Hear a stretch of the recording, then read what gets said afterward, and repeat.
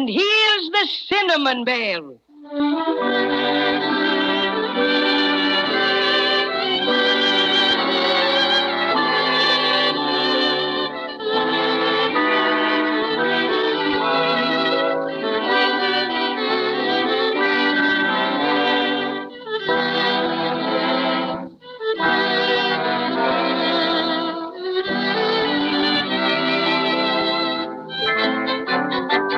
This is the story of the Cinnamon Bear and his very marvelous adventures with Judy and Jimmy Barton.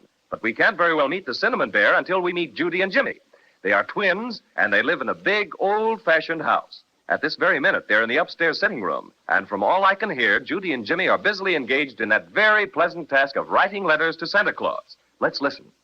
How are you getting along with your letter, Jimmy? Oh, pretty well. I guess I've got about everything down here. Now, don't go asking for everything the way you did last year. Oh, you girls are all alike. I bet you if we counted the things in your letter and the things in mine, you'd have the most. I bet you I wouldn't either. You would. Well, I won't argue about it. But I bet you my letter's more dignified than yours. Now, stop bothering me so I can finish it. Let me see. P.S. And Santa, there's just one thing more I'd like. A nice red V.L. Well, that's not right. Jimmy, how do you spell velocipede? Velocipede. V-A... Oh, you're too old for a velocipede anyway. I guess maybe you're right. Judy, Jimmy. Yes, Mother. Here, Mother. Have you finished those letters to Santa Claus yet? Yes. That's good, because we've something very important to do. What's that, Mother? What do you suppose I have in these cardboard boxes here? I know. Our Christmas tree ornaments. Yes, and you promised us we could help you go through them to see if any of them were broken. Right. Oh, let's hurry, Mother. I can't wait. Just a minute. I'll put them right here on the table. Oh, boy. I hope that little pink Santa Claus didn't get broken. We'll see. Oh, aren't they beautiful? I'll say. I like those big gold ones especially. Everything seems to be pretty much in order. All the tinsel is here, the lights. Everything seems to be here except... Except what, Mother? Well, I can't see the silver star anywhere. You mean the big one we always put way up on top of the tree? Yes, but I don't see it in any of the boxes. Oh, gee, Mom. I'd feel most awful if anything happened to that old silver star. Me too. Well, we've had it on top of our tree for years and years. Christmas wouldn't be Christmas without the silver star. Now, don't cry, Judy. It's probably just misplaced. I remember Uncle Jed took some things up to the attic last year after Christmas. Perhaps he put it away up there. Could we go up and look for it, Mother? I don't like to have you running around in that old attic. You might get hurt. Besides, it's too cold. But, Mother, please, we've just got to find the silver star, and we have our sweaters on. All right. But you've got to promise to be careful and not stay too long. We won't, Mother. Honest, we won't. Where should we look first? If Uncle Jed put it away, it's probably in that big trunk in the corner by the window. Be careful you don't hurt your fingers when you open it. We'll be careful. Come on, Jimmy.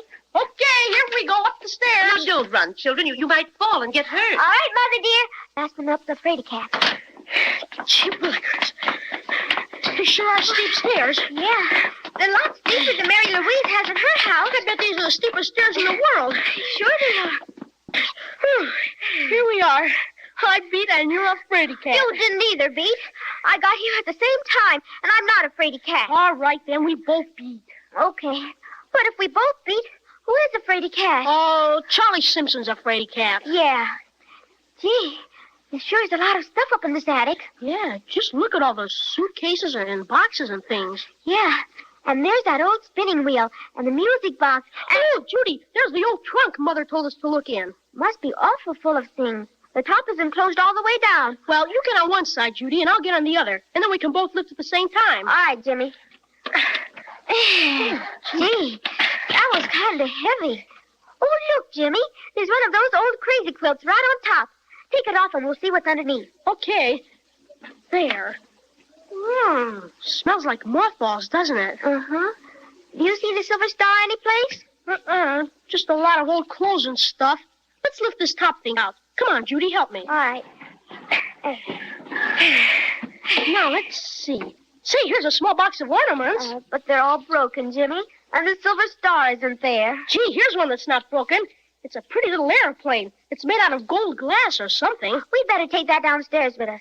Why don't you put it someplace where it won't get broken? I'd better, I guess. I'll just set it on top of this old dresser here. Find anything else, Judy? You bet. Look at this, Jimmy. A little teddy bear with a green ribbon around his neck. Gee, he isn't any more than 4 inches high. Look what I found, Judy. A real honest-to-goodness telescope. Isn't it a dandy? It's scrumptious. I bet that belonged to Uncle Jed when he was a sailor. I bet so, too. It sure is a wonderful telescope. When I look through it, everything seems a million times bigger. Boy, I bet if I was out on the roof, I could see clear over to England. Farther than that, maybe. You know what, Jimmy? What? This teddy bear is the teeniest one I've ever seen. Sure is. Say, Judy, I bet if we looked at him through this telescope, he'd be a lot bigger. Let's see, shall we? I'll lean him against the back of the trunk and you look. All right. Now, just wait till I get it fixed. Jiminy crickets! What do you see, Jimmy? Willikers! He looks bigger than anything. Take a look, Judy. Let me see. Goodness, he is big, isn't he?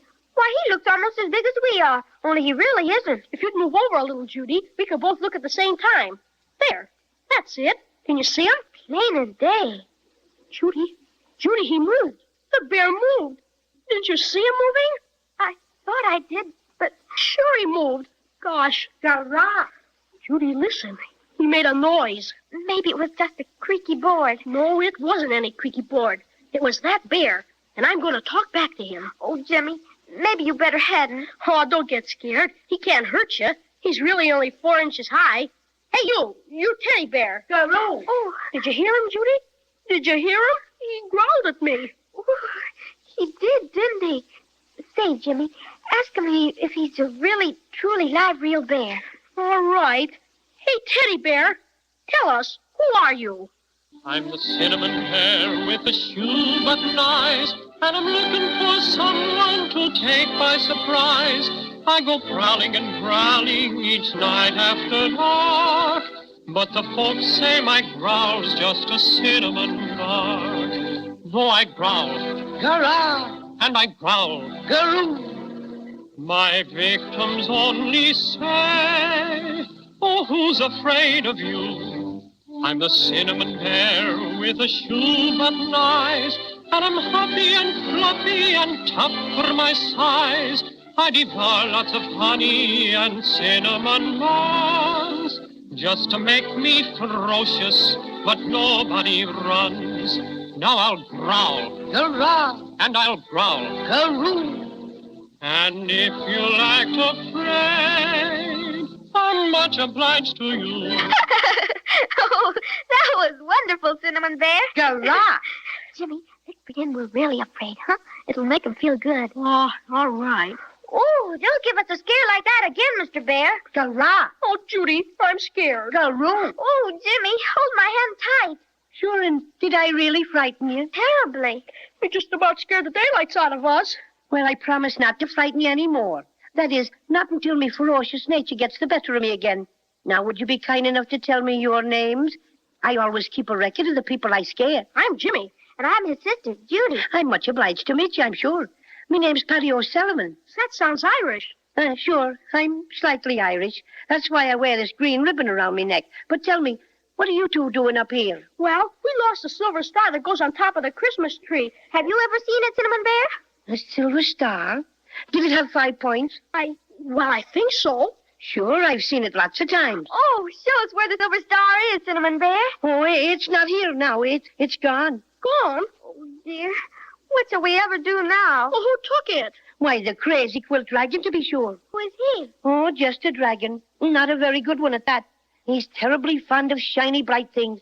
Every day for the past month, he's been running into the trunk to admire the silver star. And this afternoon, it got the best of him, I guess. He just upped and ran off with it.